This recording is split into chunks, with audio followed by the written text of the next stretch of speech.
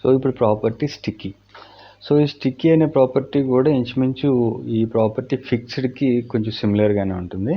కాకపోతే రెండింటికి మధ్య డిఫరెన్స్ ఏంటంటే ప్రాక్టికల్గా చూద్దాం. సో నేను ఇక్కడ ప్రాపర్టీ స్టిక్కీ అప్లై చేయడానికి ఫర్ ఎగ్జాంపుల్ ఇక్కడ నాకు ఒక nav బార్ కావాలనుకోండి. ఇక్కడ ఒక nav బార్ వచ్చి ఈ పేజ్ ఎంత స్క్రోల్ చేస్తున్నా సరే ఈ nav బార్ అనేది నాకు ఫిక్స్డ్గా ఉండాలి అనుకుంటున్నాను. సో దాన్ని ఎలా చేయొచ్చు అనేది ప్రాక్టికల్గా చూద్దాం. సో దానికోసం నేను ఒక క్లాస్ ఎలిమెంట్ తీసుకొని .navbar అని ఒక క్లాస్ ఎలిమెంట్ తీసుకున్నాను. ఈ ఎలిమెంట్ లోపల నేను h1 హెడ్డింగ్ ట్యాగ్ తీసుకొని హెడ్డింగ్ ట్యాగ్ లోపల నేను సమ్ కంపెనీ అని రాశాను. ఓకే, ఇప్పుడు అవుట్పుట్లో ఇలా కంపెనీ అని ఒక హెడ్డింగ్తో ఉన్న ఒక ఏరియా తయారైంది. దీనికి నేను nav అని పేరు పెట్టాను కదా, దీనికి స్టైలింగ్ కూడా యాడ్ చేద్దాం. ఈ స్టైలింగ్ కోసం nav టార్గెట్ చేసి nav, ఓకే, కలర్ వైట్ ఇద్దాం. వైట్ ఇచ్చి background colour grey, okay, and text align centre ఇచ్చేద్దాం. ఓకే, ఇప్పుడు అవుట్పుట్ చూస్తే సో ఇలా వచ్చింది. సో ఇప్పుడు చూడండి, నేను స్క్రోల్ చేస్తుంటే ఇది ఈ nav బార్ కూడా ఈ పేజ్తో పాటు స్క్రోల్ అయిపోతుంది. అలా కాకుండా నాకు జస్ట్ ఈ కంపెనీ అనే మొత్తం ఈ బ్యాక్గ్రౌండ్ ఏరియాతో పాటు ఇది ఇలా ఉండిపోయి ఈ కంటెంట్ ఈ కాలం పార్ట్ మాత్రమే వెనక నుంచి స్క్రోల్ అయ్యేలా కావాలి. సో దానికోసం నేను ఫర్ ఎగ్జాంపుల్ చూడండి, నేను ప్రాపర్టీ పొజిషన్ ఫిక్స్డ్ అని వాడాను అనుకోండి.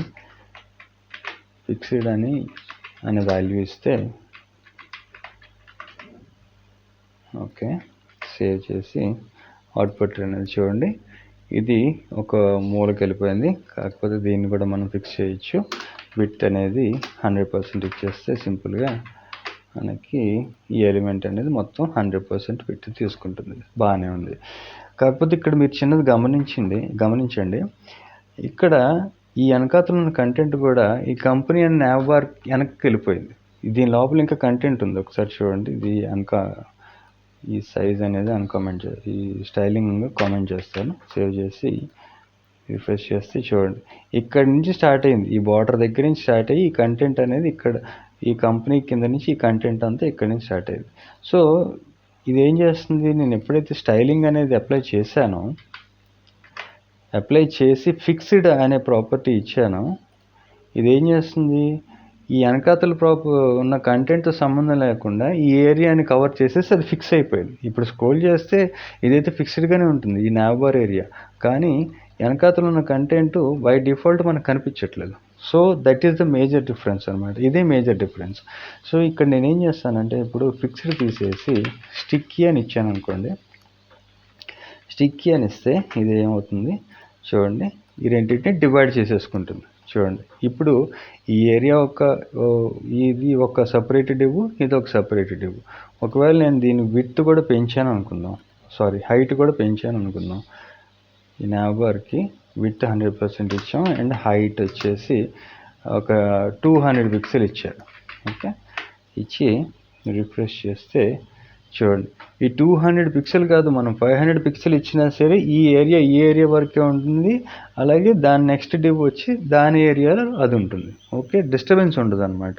సో ఎప్పుడైతే నేను ఇక్కడ స్టిక్కీ అని ఇచ్చి దీనికి హెల్పర్ ప్రాపర్టీ టాప్ నుంచి మనకి ఎంత ఏరియా వరకు స్పేస్ ఉండి అక్కడి నుంచి ఫిక్స్ అవ్వాలో ఆ హెల్పర్ వాల్యూకి అది ఇవ్వాలి. నేను టాప్ నుంచి 0 విడ్త్ నుంచి నాకు ఇది ఫిక్స్ అయిపోవాలి అనుకున్నాను. ఇప్పుడు ఏమవుతుంది, ఇక్కడ టాప్ నుంచి 0.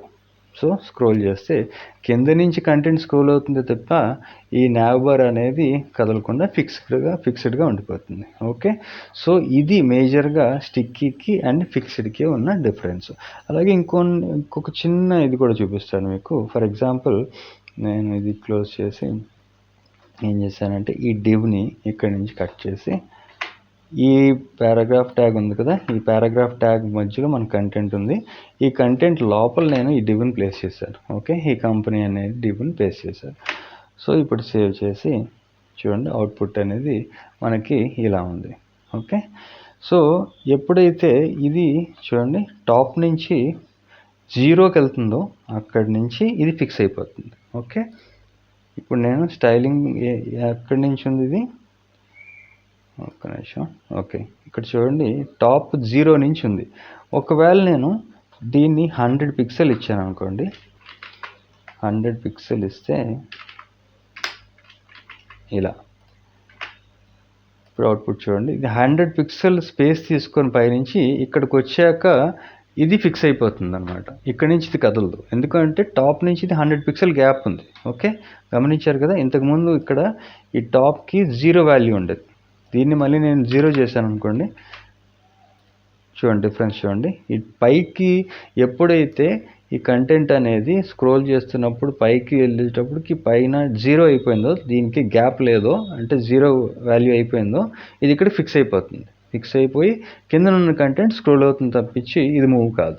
ఇది మన పొజిషన్స్కున్న డిఫరెన్స్. ఈ పొజిషన్స్లో మనం కవర్ చేసిన టాపిక్స్ రిలేటివ్ కవర్ చేసాం, యాబ్సల్యూట్ కవర్ చేసాం, and fixed and sticky. So ఇవి మేజర్గా మనకి ఇంపార్టెంట్ పొజిషన్స్. వీటిని బేస్ చేసుకొని మనం మన ఎలిమెంట్స్ని ఎలాగా ఎక్కడ ఏ ప్లేస్లో చూపించాలనుకుంటున్నామో ఇలా చూపించవచ్చు. ఓకే.